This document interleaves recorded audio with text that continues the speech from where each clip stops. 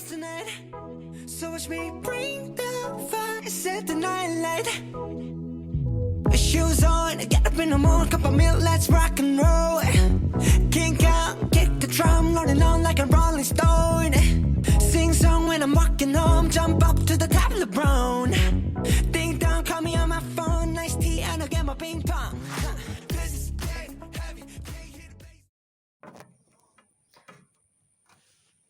Assalamualaikum warahmatullahi wabarakatuh.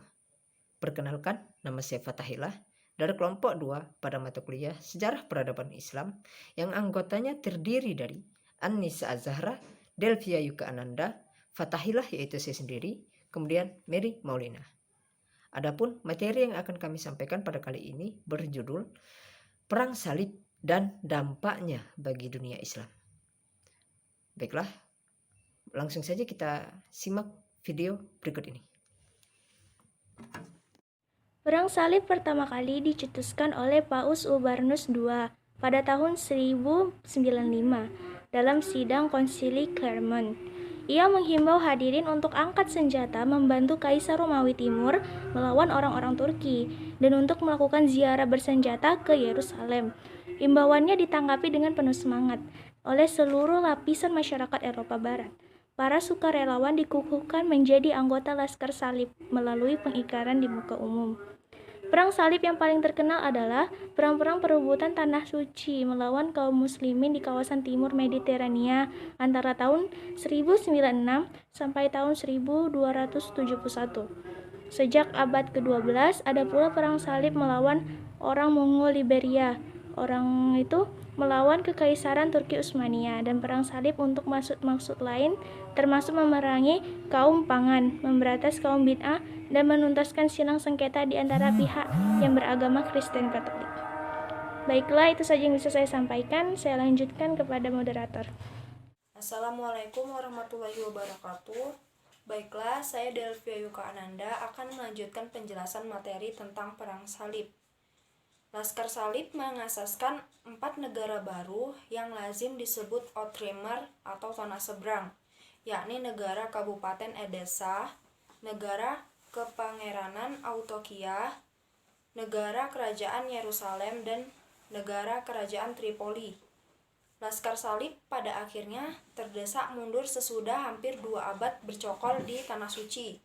Akko adalah kota terakhir Laskar Salib di Tanah Suci, lalu direbut kaum muslim pada tahun 1291 Masehi. Lalu istilah perang salib dalam bahasa Indonesia adalah terjemahan dari frasa Arab yaitu hurubus salibiyah. Dalam historiografi modern, istilah perang salib mula-mula digunakan sebagai sebutan bagi ekspedisi militer ke Tanah Suci yang dilakukan umat Kristen Eropa pada abad ke-11, abad ke-12, dan abad ke-13.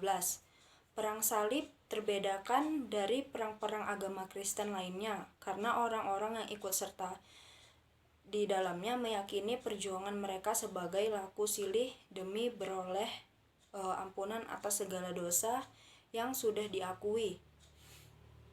Lalu penggunaan istilah perang salib dapat menimbulkan kesalahpahaman. Orang mungkin saja menyamaratakan semua perang salib.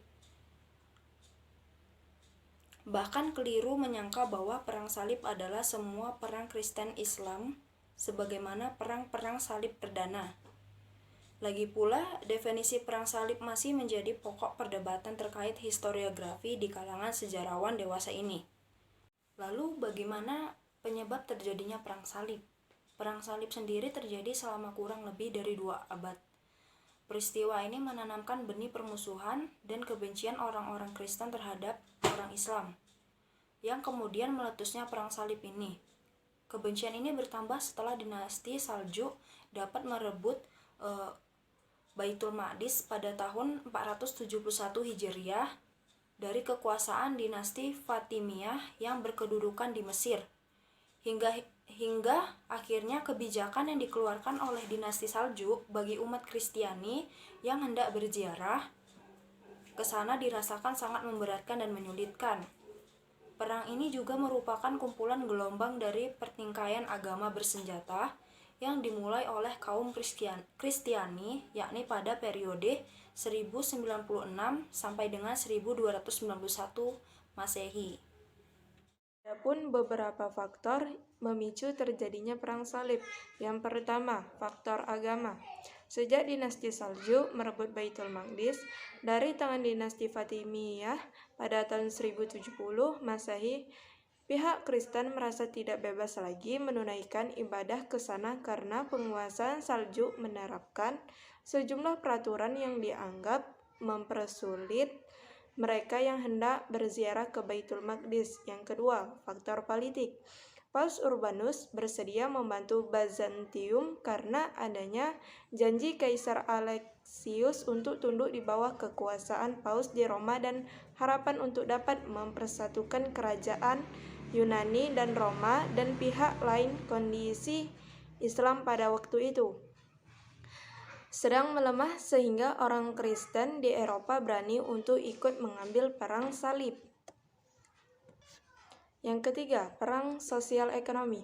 Para pedagang besar yang berada di pantai timur Laut Tengah, terutama yang berada di kota Venesia, Genoa, Pisa, berambisi untuk menguasai sejumlah kota dagang di sepanjang pantai timur dan selatan Laut Tengah untuk memperluas jaringan dengan mereka, sehingga mereka mau membantu dalam perang salib.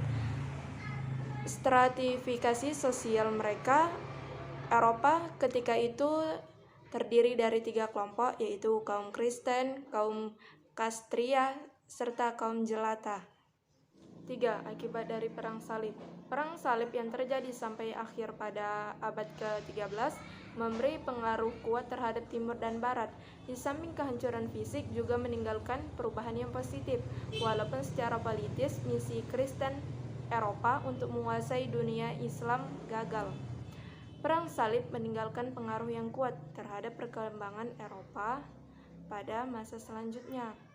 Sedangkan bagi umat Islam, perang salib tidak memberikan kontribusi bagi pengembangan kebudayaan, malah sebaliknya, kehilangan sebagian warisan kebudayaan. 'Cause I'm in the stars tonight, so watch me bring the fire, set the night light.